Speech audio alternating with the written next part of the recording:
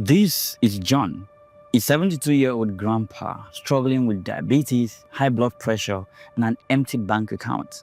Not a great combination, I know, but this has become his reality. 47 years ago, he got employed into the Nigerian Civil Service as a 25-year-old man. For the next 35 years, he dedicated his life to ensuring that the work he was brought on to do didn't go unattended. He labored to the best of his ability, contributed to his local community, paid taxes, and above all, there was this little deduction of around 8% of his monthly salary, which the government said was his contribution towards pension. He was faithful in all that was asked of him. Then 12 years ago, at the ripe age of 60, he retired from the service. He couldn't go on any longer as he had completed his 35 years of service to the country.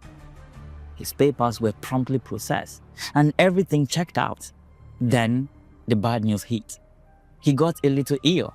The diagnosis says he has diabetes and his blood pressure is not so good. He needs to be placed on constant medication. But there's just this little problem. His pension has not been coming as expected. In the early days, he got paid once in 6 months. Thereafter, it took 8 months for the next paycheck to come. And then it took years. Now, 12 years after retirement, he's not even getting anything anymore. Imagine standing in line for your pension at the age of 72, only to collapse from exhaustion, knowing that your funds had been siphoned into private accounts by the very people that were meant to protect your interest at your old age. This was the reality for thousands of pensioners across Nigeria just a few years ago. While this might be a fictional story, to highlight the problem for you, the disappearance of 195 billion naira from the pension fund that affected 141,790 pensioners was no fiction at all. This is Mr. Abdulrasheed Maina, a former chairman of the now defunct Presidential Pension Reform Tax Team in Nigeria, who became a prominent figure in one of the country's most notorious pension fund corruption scandals. Maina was appointed to lead this tax team in 2010 under the administration of President Goodluck Jonathan. The tax team was created to tackle widespread pension fraud and streamline the disbursement of pensions to retirees, particularly in the civil service. The team initially received public praise for uncovering fraudulent payments and allegedly saving the Nigerian government billions of naira. However, the good guys soon turned into the crooks they were hired to fight against. Maina was accused of orchestrating the embezzlement of 195 billion naira meant for pensioners. Investigations revealed a complex web of money laundering, ghost pensioners, and illicit transfers that affected approximately 141,790 pensioners. Many elderly retirees were left without their rightful benefits, resulting in hardship and even death for some.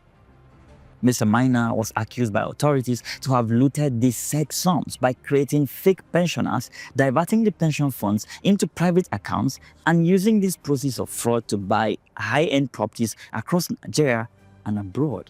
In 2012, the Nigerian Senate began probing Maina over the missing funds. He was invited to appear before a Senate committee, but failed to honor the invitation. This resulted in the committee issuing an arrest warrant.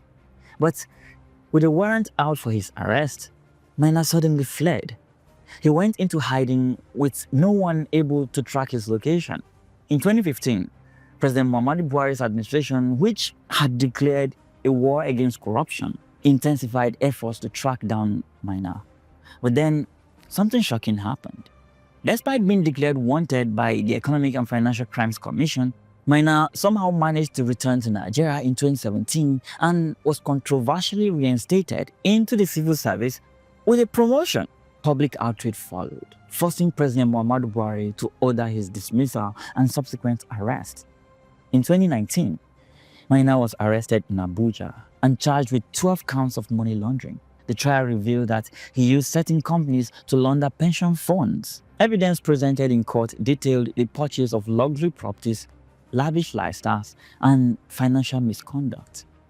But Maina is not alone in his pension scam. There was this other guy who was arraigned for looting pension funds meant for retired police officers. John Yakubu Yusuf was a former director at the Police Pension Office. In 2012, he was convicted for embezzlement of 32.8 billion naira from the Police Pension Fund. But away from pension, a certain director in the Federal Ministry of Education was arraigned by the Independent Corrupt Practices and Other Related Offences Commission over alleged contract frauds to the tune of 162 million naira. And then we have an NSCDC commandant who recently received a 5-year jail term for employment fraud. This was after 3 federal civil servants got jailed for payroll fraud. It seems everywhere you turn, there's a case of fraud involving a civil servant.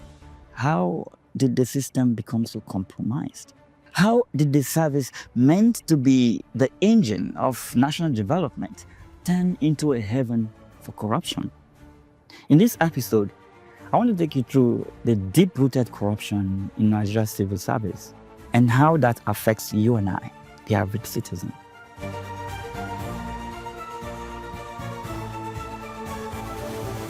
First, let's go through 3 main mechanisms of corruption in the civil service.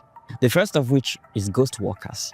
The Nigerian Civil Service has long struggled with this corruption scheme, where we have non-existent employees, often referred to as ghost workers, fraudulently listed on government payrolls and often receiving salaries and allowances that are diverted back into the pockets of corrupt officials. The scam drains billions of naira from the treasury, crippling public services and leaving genuine workers unpaid for months. Let me walk you through the story of how this scheme came to light, its impact and the ongoing battle against it.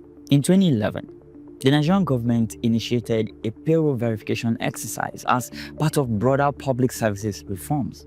The Integrated Personnel and Payroll Information System, known as EPIS, was deployed to digitize salary payments and eliminate human interference. While carrying out this exercise, the auditors found something shocking. Tens of thousands of names on the payroll were non-existent. In one audit, over 45,000 ghost workers were allegedly discovered across federal ministries, siphoning away billions of naira monthly.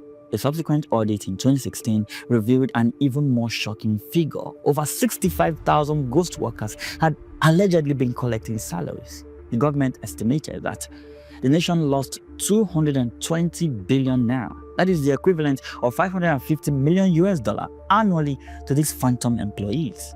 But how does this scheme work? The ghost worker scam operates through a sophisticated web of collusion involving various actors. At the payroll officer's desk, where civil servants responsible for compiling salary lists sometimes inflate the payroll with fake names. The scheme sometimes happens at the supervisors and HR units. In some cases, senior officials turn a blind eye or actively participate, receiving a share of the loot. And then we have bank officials who are alleged to be part of this operation. Corrupt bank insiders open accounts for these ghost workers, sometimes using forged documents. And how can we talk about corruption without mentioning our dear politicians? In politically influenced ministries, politicians may add ghost workers to funnel funds for electoral purposes. But this fraud is not harmless. There is a human cost to it. While ghost workers receive fraudulent salaries, genuine civil servants often face delayed or unpaid wages. Pensioners who rely on meager retirement stipends are particularly affected here. The consequences extend beyond salaries. In some instances, funds meant for healthcare, education, and infrastructure vanish into private coffers. For example, in 2012, pensioners in the Nigerian police force protested after being unpaid for months, even as billions disappeared into pension accounts linked to ghost retirees. The introduction of the Integrated Personnel and Payroll Information System (EPIS) marked a turning point in the fight against ghost workers in recent years. By centralizing salary payments and linking them to biometric data, the system eliminated many fake entries.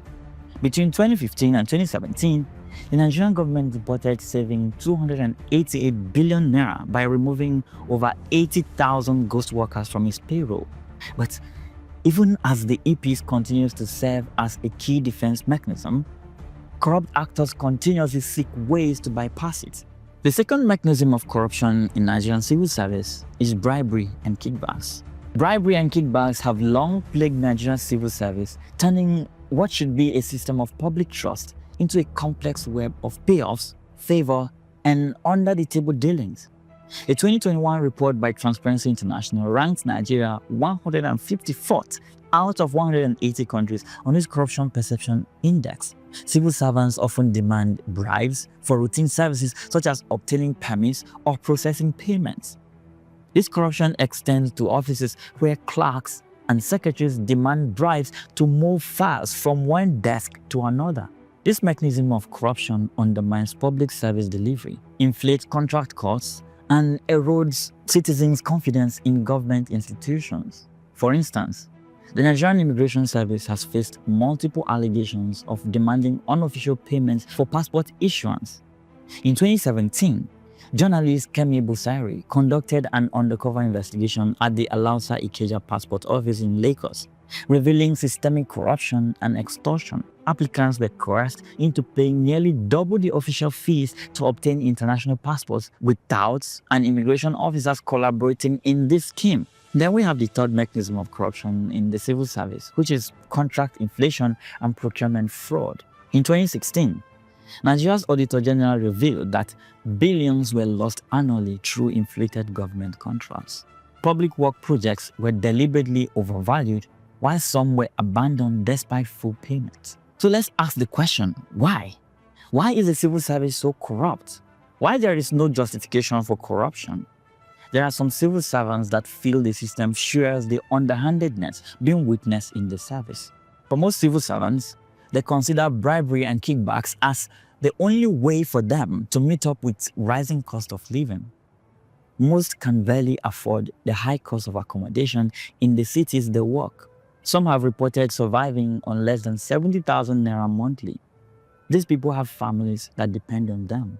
And it is sort of a cultural thing in Nigeria. When someone says they work for the federal government, you would expect them to be rich and have access to all the money in the world.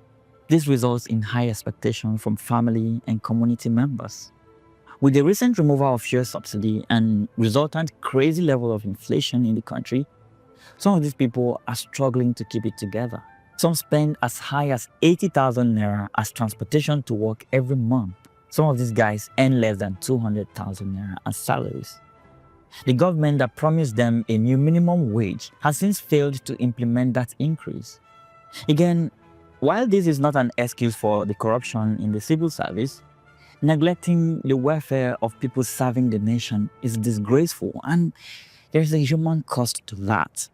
The question is, who bear the cost of this wide-scale corruption? The pension fraud exposed in 2012 wasn't an isolated case. Thousands of pensioners have died waiting for payments that never arrived. Corruption in healthcare procurement has led to insufficient medical supplies in public hospitals, causing preventable deaths. How about the economic sabotage caused by these corrupt practices? The World Bank estimates that Nigeria loses over $18 billion annually to corruption. In 2018, the Nigerian Economic Summit Group reported that corruption reduces Nigeria's GDP by up to 2% each year, and there is also institutional damage. Public trust in institutions like the police, judiciary, and tax agencies has plummeted. A 2021 Afrobarometer survey found that 70% of Nigerians believed that most public officials were corrupt. This extends to civil servants as well. There is barely an office you would walk into that doesn't expect you to appreciate them in some ways for doing the job they were employed and paid to do. Go to Nigerian airports and you will have workers expecting you to give them something just because they carried out their duties. Police officers stop you randomly on the streets and ask for happy weekends. And by barely looking at their condition, you know they need something more. Even if what they are doing by demanding for alms on the street is wrong, you just know that they need some help. One, the government has repeatedly failed to offer. So, how is the government combating this issue of corruption in the civil service? The Economic and Financial Crimes Commission has prosecuted high-profile cases, but has also been accused of selective justice. The Independent Corrupt Practices Commission focuses on prevention, but struggles with limited resources and political interference. There are also policy reforms such as TSA, EPs, and BVN that the government has been using to sanitize the system. Yeah, TSA stands for Treasury Single Account, and it aims to centralize government accounts. It is said to have saved over 3 trillion naira by curbing leakages in the system. The Integrated Payroll and Personnel Information System, EPIS, was used to eliminate ghost workers from the system. The bank verification number linked bank accounts to individual identities, making it harder to hide illicit funds. But even with all these efforts, there have been challenges such as political interference, inadequate enforcement mechanisms, and judicial delays, with corruption cases often taking years to get resolution. So, what is the way forward? The government needs to strengthen our institutions. They need to empower agencies like EFCC and ICPC with operational independence. We can do more to improve training and remuneration for civil servants to reduce susceptibility to bribes. Take the welfare of workers more seriously. The government also needs to encourage whistleblower participation by ensuring better protection for whistleblowers. With all that said, I think all these efforts will be useless without judicial reforms. We need to hold our judges and judicial officials to higher standards. No one should be above the law in a sane society.